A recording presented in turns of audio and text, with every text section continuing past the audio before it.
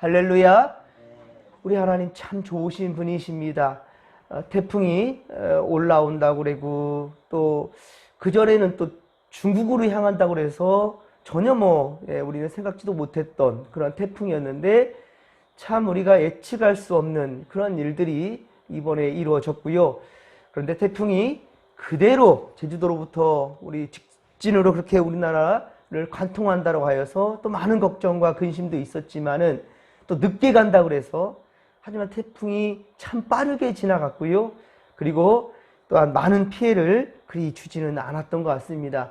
물론 그럼에도 참 피해를 입은 분들이 참 많이 있겠지만은 그러나 참 우리 지역에는 특히나 또 감사한 비가 되고 있습니다.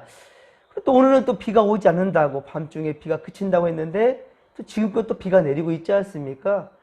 참 그렇습니다, 여러분. 그러기에 우리는 내일 일 염려할 것이 아니고 오늘 우리에게 주어진 이 하루 가운데 최선을 향해 최선을 다해 믿음의 삶을 살아갈 수 있는 우리가 되기를 소망합니다. 주님이 언제 우리를 부르실지, 언제 재림하실지, 언제 마지막 그날이 올지 우리는 알 수 없습니다. 그날 우리가 생각하는 것은 맞지만은 그날 때문에 초조하고 긴장 가운데 살아갈 이유도 없다라는 겁니다. 주님 오실 때 우리 할렐루야 찬양하며 또 어제 우리 앞서서 본 말씀처럼 16절 주께서 호령과 천사장의 소리와 나팔 소리로 친히 하늘로부터 강림하실 때가 온다는 겁니다. 반드시 그날은 임할 것입니다. 그때 우리가 분명 주님 앞에 그렇게 불림받을 수 있는 구원받은 백성들의 이름들 되기를 주님의 이름으로 간절히 축원합니다. 이러한 기쁨과 감격 속에 우리는 그날을 맞이하는 것입니다. 세상 사람들은 죽음이 끝이라고 생각하기 때문에 두려움과 근심 가운데 있습니다. 슬픔만 있을 뿐입니다. 죽음 그러면 두렵습니다. 그러나 우리는 이 땅에 사랑하는 이들과의 작별을 해야 된다는 것, 이별에 대한 슬픔은 있을지 몰라도 세상 사람들과 그렇게 같이 슬퍼해서는 안 된다는 거예요. 그리고 분명한 것은 그날 맞이할 준비를 해야 되는데 바로 그러한 삶이 무엇인가 깨어있으라는 것입니다. 그렇습니다. 오늘 데살로니가전서 5장 1에서 11절의 말씀은 4장의 말씀과 계속 이어져 가는데요. 주님의 재림에 대한 말씀이에요. 주님이 다시 오실 그날에 대한 말씀입니다. 예수님은 공생의 기간 동안 그리고 십자가 사건과 부활 이후에 제자들에게 승천하신 이후 다시 오실 것들에 대해서 말씀하셨습니다. 다시 오실 것에 대해서 주님 분명히 말씀하셨단 말이에요. 제 아들이 우리 예수님께 물어요. 이스라엘 나라를 회복할 때가 이때니까? 예, 이때입니까? 라고 묻자 주님 말씀하십니다. 사도행전 1장 7절에 때와 시기는 아버지께서 자기의 권속 안에 권한 안에 두셨으니 너희가 알 바가 아니라 라고 말씀하셨습니다. 그리고 이어서 사도행전 1장 11절에 이르되 갈릴리 사람들아 어찌하여 서서 하늘만 쳐다보느냐, 어찌해서 하늘을 쳐다보느냐, 너희 가운데에서 하늘로 올려지신 이 예수는 하늘로 가심을 본 그대로 오시리라 라고 말씀하셨습니다. 오늘 본문 1절에도 바울은 때와 시기에 관하여는 너희에게 굳이 쓸 것이 없다라고 얘기하고 있어요. 그 이유가 무엇이라고 하였습니까? 그렇습니다. 주의 날이 어떻게 온다고요? 주의 날이 밤에 도적같이 온다는 거예요. 밤에 도둑같이 그렇게 임할 것이라고 말씀하고 있습니다. 그리고 그것은 주의 말씀을 믿는 자들에게 자세하게 다 말했기 때문에 다 알고 있는 바라는 거예요. 우리도 다 알고 있는 바이지 않습니까? 예, 성경에 분명히 이르기를 그날이 도적같이 이른다라고요. 주님 가실 때에도 이것은 언제 올지 너희가 알 바가 아니라 라고 말씀했고요. 왜 서서 하늘만 쳐다보느냐? 그러니까 오늘 살아가는 우리는 마지막 날에 두려움과 초조함 가운데 기다릴 것이 아니라 오늘 우리에게 주어진 과업에 대해서 최선을 다하며 살아가는 거예요. 내일 일 염려하고 걱정할 것이 아니라 오늘 주어진 삶 가운데 최선을 다하라, 성실하라 라고 말씀하시는 겁니다. 이때와 시기란 예수님의 재림의 때를 가리키며 그때는 앞서 데살로니가전서 4장 16, 17절에 기록된 것처럼 죽은 자들이 부활하고 산 자들이 변화되는 그때를 의미하는 거예요. 자, 주의 날, 이 주의 날은 성경에, 이 구약 성경에 여호와의 날, 여호와의 날로 자주 언급되었습니다. 그날이 밤에 도적같이 온다라는 그 표현은 바로 주님 자신의 표현에서 비롯된 것처럼 재림은 예고 없이 갑작스럽게 임한다라는 것입니다. 마태복음 24장도 마지막 때를 묘사하고 있는데 24장 42에서 43절에 이렇게 말씀합니다. 그러므로 어떻게 있어라? 깨어 있으라. 그러므로 깨어 있으라. 어느 날에 너희 주가 임할는지 너희가 알지 못함이라. 너희도 아는 바라고 말하고 있어요. 예, 아는 바니 만일 집주인이 도적이 어느 시각에 올 줄을 알았더란다면 깨어 있어 그 집을 뚫지 못하게 하였으리라 라고 말씀하고 있습니다. 우리가 그러니까 오늘 하루 동안 살아갈 우리에게 주어진 과업이 있어요. 자, 이에 대해서 최선을 다하며 살아가는 건 맞지만 그러나 주님이 언제 오실는지 알지 못하게 깨어있으라는 거예요. 즉 다시 말하면 악한 것에 마음 두지 말라는 거예요. 세상의 욕심에 탐욕에 물들지 말라는 거예요. 주님이 다시 갑자기 온다 한다면 그런 자는 주님께 인정함을 받지 못하기 때문이지요. 왕년에 내가 어떻겠다라고 한 게 중요한 게 아니라는 말이에요. 예, 예전 것이 중요한 것이 아니라 지금 내가 어떠한 삶을 살아가느냐, 이것이 주님께서 중요하다는 것이지요. 그래서 깨어있으라는 겁니다. 오늘 본문 3절에 보십시오. 그들이 평안하다 안전하다 할 그때, 예, 그럴 때 많은 사람들이 심판과 멸망에 관한 두려움이 없이 안일하게 살아간다는 거예요.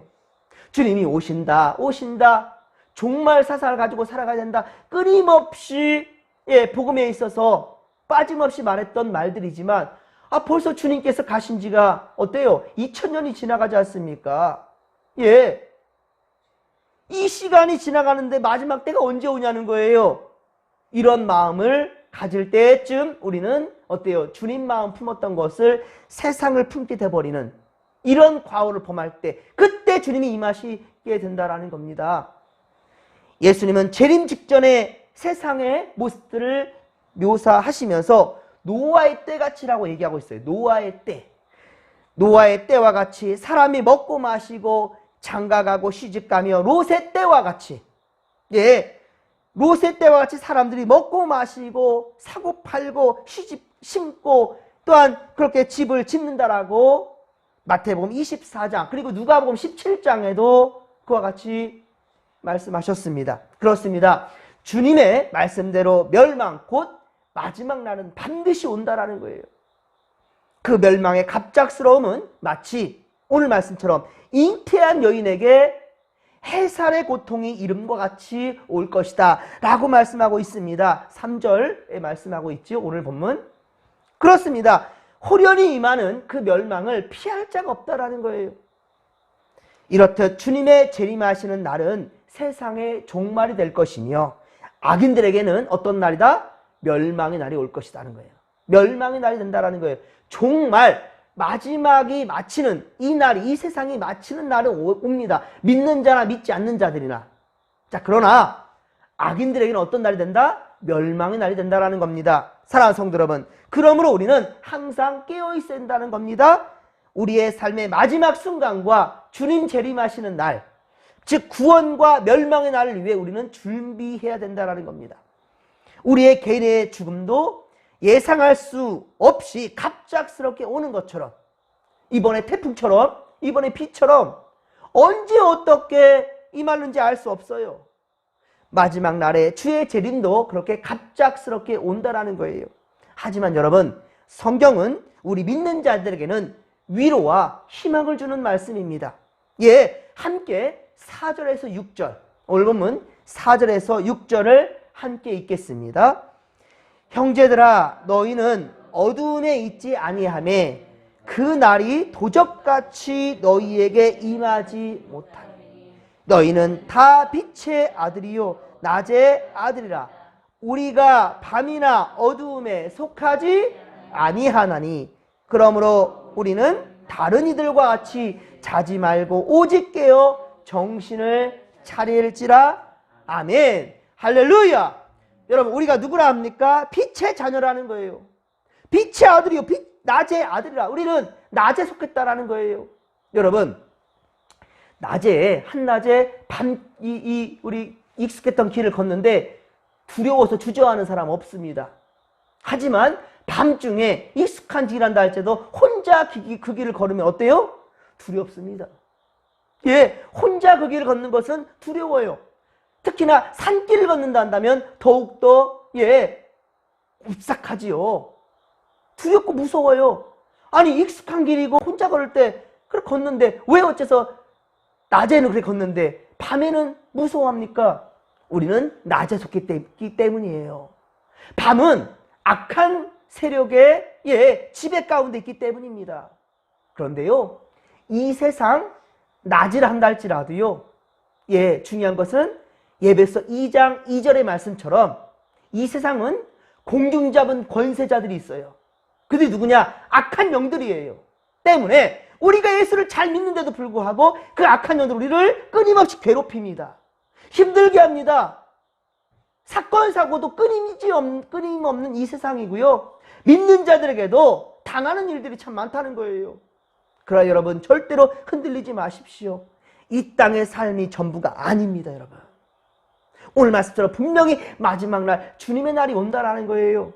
절대로 멸망받는 자들의 무리가 아니라 주 앞에 인정받고 구원받고 그렇게 들림받는 천국 가는 백성들이라는 사실을 절대로 잊지 않기를 바랍니다.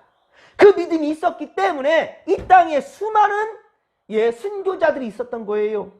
이 땅에 복음을 전하다가 죽어간 자들이 얼마나 많은지 몰라요. 그의 핏값으로 피 위에 세워진 것이 바로 한국교회라는 겁니다. 그리고 세상의 수많은 교회들 또한 역시 고난과 핍박 가운데 세워졌다는 겁니다.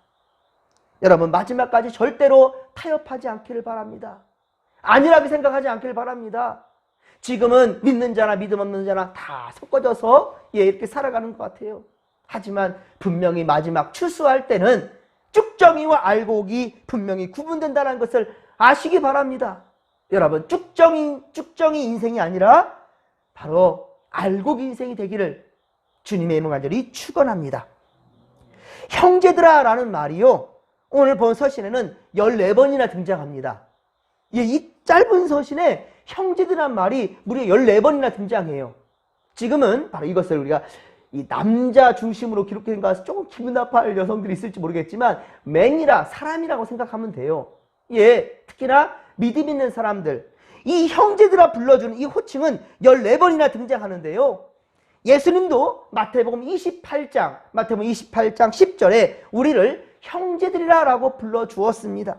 그러므로 여러분, 모든 형제들, 모든 성도는 다 하나님의 자녀라는 거예요.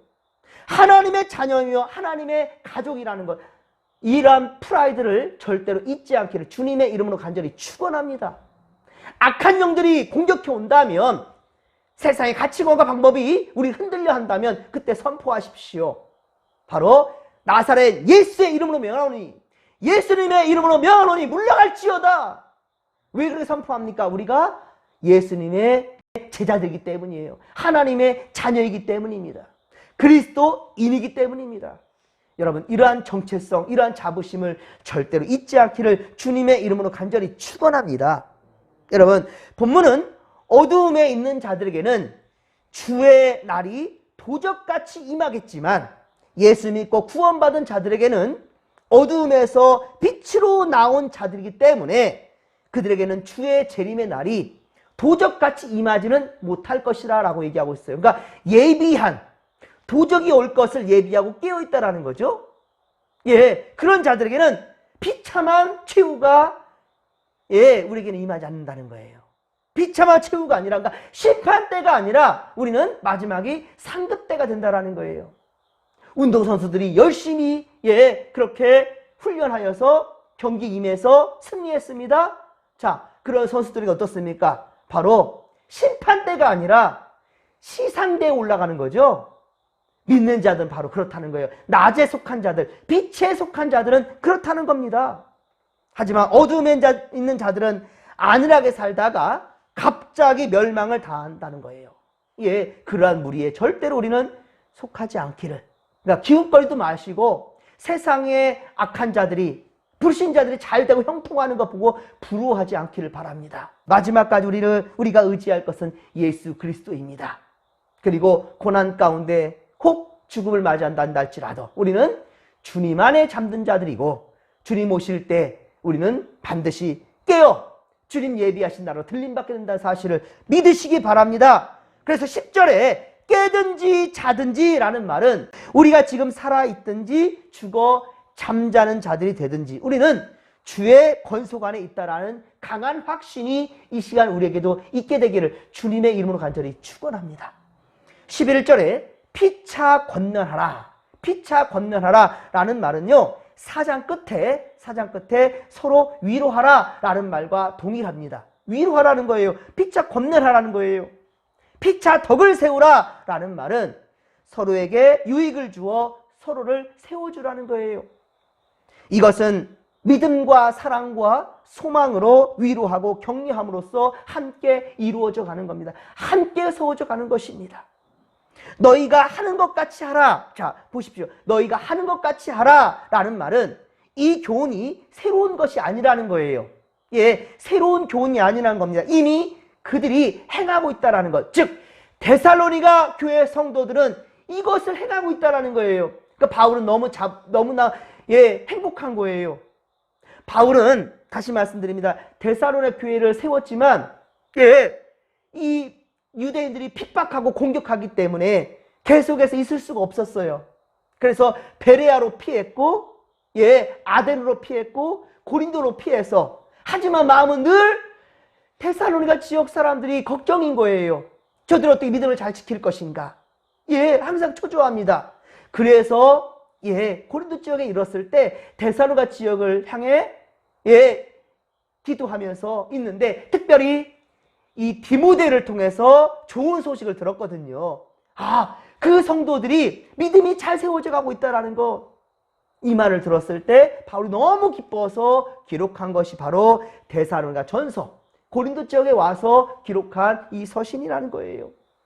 여러분, 우리도 진정 모든 상황 가운데 믿음을 굳게 지키며 하나님의 기쁨 되기를 주님의 이름으로 간절히 축원합니다. 사실 우리 믿는 자들은 하나님의 백성들로서 어떻게 살아가야 되는지, 이 세상에 어떻게 살아가야 되는지 다 알고 있어요. 모르는 사람 있습니까? 예수를 어떻게 믿어야 되는지, 어떻게 믿음 생활을 해야 되는지 모르는 자가 없어요. 제가 어제 참 기뻤어요.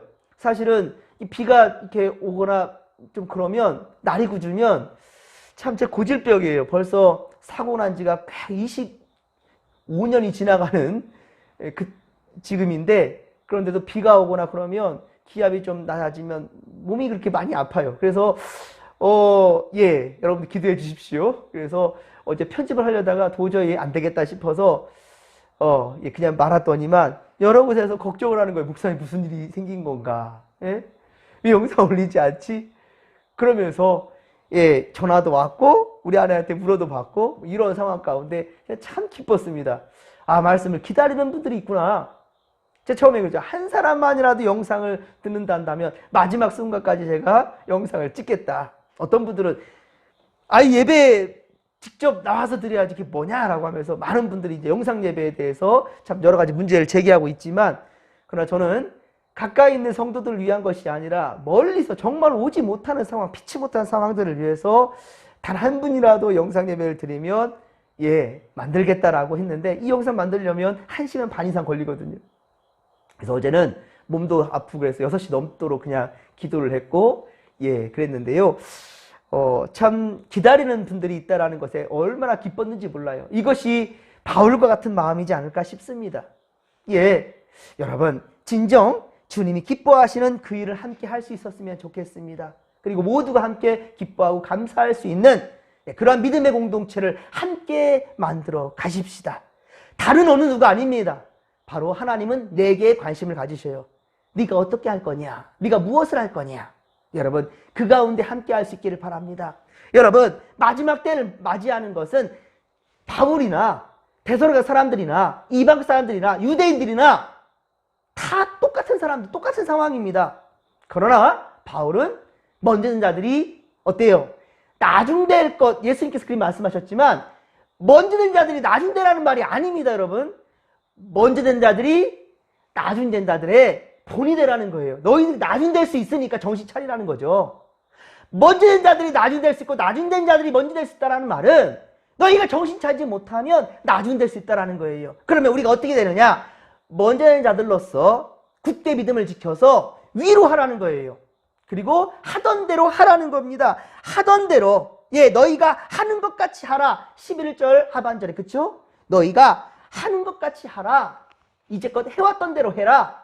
믿음 굳게 지켜라. 마지막 날 도적같이 이를 때 갑자기 멸망의 날이 온다 한다 할지라도 너희는 심판대가 아니라 시상대에 오를 수 있도록 믿음 굳게 지켜라. 믿음 굳게 지키다가 험하게 죽음을 맞이한다 할지라도 너희 죽음은 절대로 의미 없는 죽음이 아니다. 가치 없는 인생이 아니었다. 하나님이 인정해 주신다는 거예요. 이것을 여러분들 분명히 아시고 아직도 가치 있는 인생을 살지 못하는 자들, 주님 없는 인생을 사는 자들에게 주님을 힘껏 증거하는 믿음의 권속들이 다 되기를 주님의 이름으로 간절히 축원합니다. 축원합니다. 자, 이 믿음 가지고 주여 삼창 부르며 기도하며 나갑니다. 주여, 주여, 주여. 살아계신 하나님 아버지, 고맙고 감사를 드립니다. 주여, 마지막 날은 분명히 올 것입니다. 주님께서 말씀하셨습니다. 또한 주님께서 말씀하시는 것을 사도 바울이 데살로니가 지역 그 성도들에게도 지금 증거하고 있고요. 오늘날 이 성경을 읽는 우리에게도 동일하게 말씀하십니다.